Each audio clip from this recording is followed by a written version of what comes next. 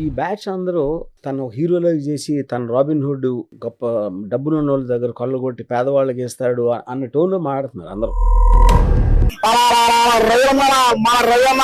నాకు రాత్రి నుంచి నిద్ర పడట్లే, ఒకటే ఏడుపు. నాకు ఏం చేసేదండి ఆయన, మా పేదల పైలట్ దేవుడు.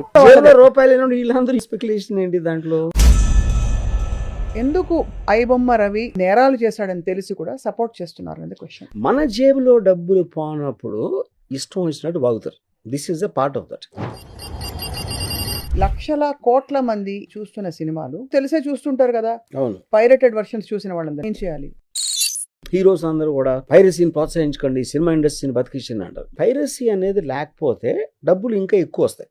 అప్పుడు అంత మార్కెట్ ఉంది తెలిసినప్పుడు ఎవరో కూడా ఐబొమ్మ రవియో ఇంకోళ్ళు వాడు ఆ రిస్క్ తీసుకుంటారు. సో ఫ్రీగా దొరుకుతుంది అనుకుంటే టెంప్ట్ అవ్వనోడు అని కూడా ఉండడు. ఫస్ట్ కోర్ ప్రాబ్లమ్ సాల్వ్ చేయకుండా ఒక ఐబొమ్మ రవిని అరెస్ట్ చేస్తే పైరసీ సమస్య ఆగిపోతుందా ఇస్ అ క్వశ్చన్. పైరసీ సమస్య ఆగిపోకపోవచ్చు, కానీ ఇప్పుడు ఎవరైనా క్రైమ్ చేస్తే ఎక్స్ట్రాడిషన్ ట్రీటీ ఏదో మీరు పట్టుకూడి కోసం 2-3 వేల కోసం సంపాదించండి ట్రై చేస్తే ఈ ప్రొడ్యూసర్ నాకు కోర్టులో ఉండే బ్లాక్ మనీ అంతా సంపాదిస్తారు, వాళ్ళకి మిమ్మల్ని చూసి ఏడుపు.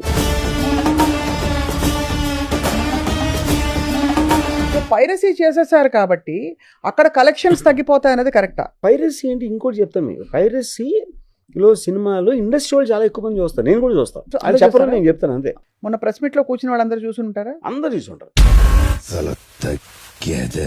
నిజంగా implication of watching these pirated movies, అది వాళ్ళకు కూడా నీ సినిమా నీ మొబైల్లో నీ సిస్టంలో పైరేటెడ్ మూవీ గనక నువ్వు చూసినట్టు నిర్ధారణ అయితే నీకు ఫైన్ లేదు, నీకు శిక్ష పడుతుంది అంటే గానీ ఇది ఆగదు.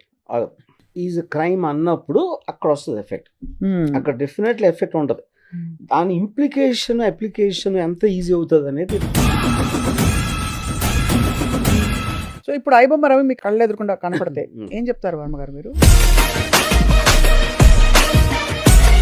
రాజమౌళి గారు హనుమంతుడిని గురించి, హనుమంతుడు ఏం చేయలేదని చేసిన ఒక కామెంట్, మరి హనుమంతుడిని వల్ల ఇలా రాజేంద్ర ప్రసాద్ గారు అన్న సందర్భాన్ని పురస్కరించి చేసిన ఆ వ్యాఖ్యపై ధార్మికవాదులు, సనాతన ధర్మాన్ని నమ్మిన వాళ్ళందరూ చాలా ఆగ్రహంగా మండిపడుతున్నారు.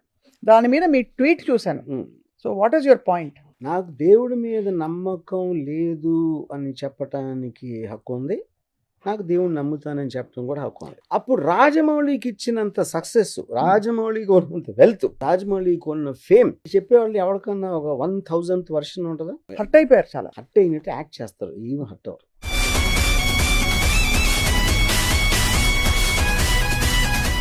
Welcome to Suman TV. Piracy issue ఇవాల్టిది కాదు, ఎప్పటి నుంచో నడుస్తున్న ఒక చాలా పెద్ద వివాదం, ఒక పెద్ద క్రైమ్ అనే విషయం అందరికీ తెలుసు. ఐబొమ్మ రవి పట్టుబడ్డాన్ని చాలా మంది రకరకాలుగా మాట్లాడుకుంటున్నారు. చట్టం తన పని తాను చేసుకుపోతోంది. ఇంతకీ ఇంత పెద్ద నెట్వర్క్ ఆఫ్ క్రైమ్స్ ఎలా చేశాడు ఇమ్మాడి రవి అనే ఈ వ్యక్తి? అండ్ దీని వెనక ఉండే కారణాలు ఏంటి? దీనికి నిజంగా పరిష్కారం వస్తుందా? దీంతో పైరసీ ఆగిపోతుందా? ఈ ప్రశ్నలకి సమాధానం ఇవాళ none other than the one and only Ram Gopal Varma గారు ఉన్నారు సుమన్ టీవీ స్టూడియోస్ లో. Welcome to Suman TV sir. Hi. So ఈ ఇష్యూ వినంగానే మీరు షాక్ అయ్యారా? The magnitude of the whole issue. I think it's because film industry connection ఉంది కాబట్టి obviously it will be highly publicise. But దీని వలన ఆగుతుందా అనేది separate question. And also I'm not very sure ఎలాంటి సెక్షన్స్ కింద తనని తీసుకున్నారు, దాని వ్యాలిడిటీ బియాండ్ ద పబ్లిసిటీ ఉందా లేదా అని కూడా ఐఎమ్ నాట్ వెరీ షూర్.